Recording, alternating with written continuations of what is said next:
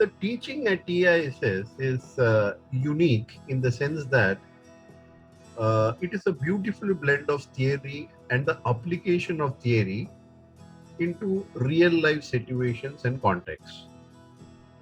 So, what does that mean? Uh, the pedagogy is to explain and interpret the theory, raise questions to kindle curiosity in the students, thereby enable the students to think on their own by raising their own questions. Thus, they themselves will arrive at answers, several possible answers.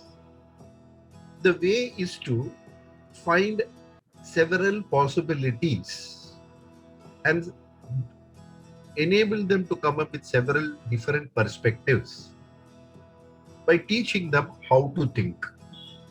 If a teacher can make students how to think, I think the job is done, right? So the role of the teacher is to facilitate these several possibilities that students have come out with.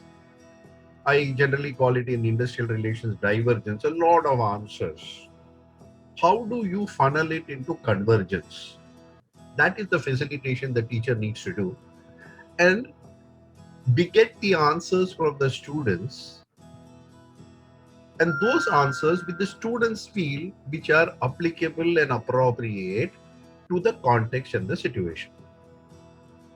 The job of the teacher is to only raise questions and raise curiosity, make students come out with answers. So this is what personally I have been following. And I think this creates a sense of belonging, a sense of ownership in the students, and a sense of achievement for the students. That yes, there are real life cases that I am handling and I am able to come out with possible situations, answers. Now, just to take the subject of labor laws and employee relations, which I teach, or industrial relations, I always ask myself, how do you teach Section 33 of the ID Act? Okay, it's a, a difficult section to understand for students without any experience, right? And even for practitioners, right? So, how do we teach at this? Interpret the section, okay? Just make them understand, okay, there is a conciliation proceeding or something. Is it there? Is it not there? So, how do you really find out, right?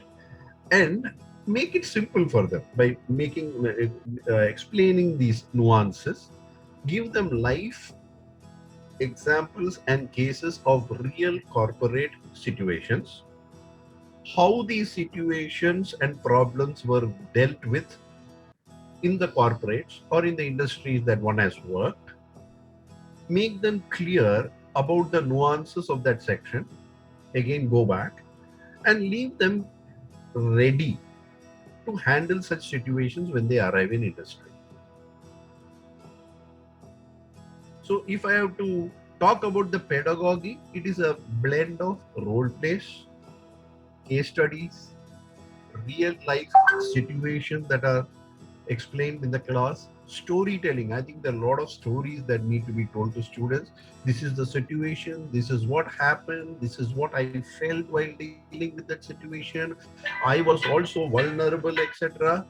And I make it real life for them, okay, which according to me, with a lot of intensive and participative discussions, if the teacher is able to enable, then it definitely increases the breadth and depth of learning, right? Of course, I could give several examples on labor laws and employee relations, etc., but I'm probably constraining myself to just an example, okay? But it could be on strikes, it could be on lockouts, it could be on closures, the retrenchment, or even creating an excellent culture. How do you explain to the students as to what are those things that makes a good culture?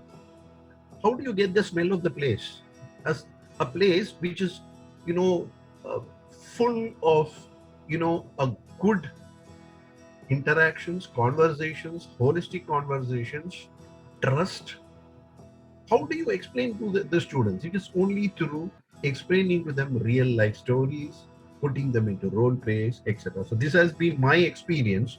So my experience really has been toward this. So to sum up, what I would really say and what I have learned from my own colleagues at TISS and is, teaching is one profession that creates a lot of other professions, and I think all of us would agree that, right from whatever areas that we have come. Okay, I think teachers need to innovate.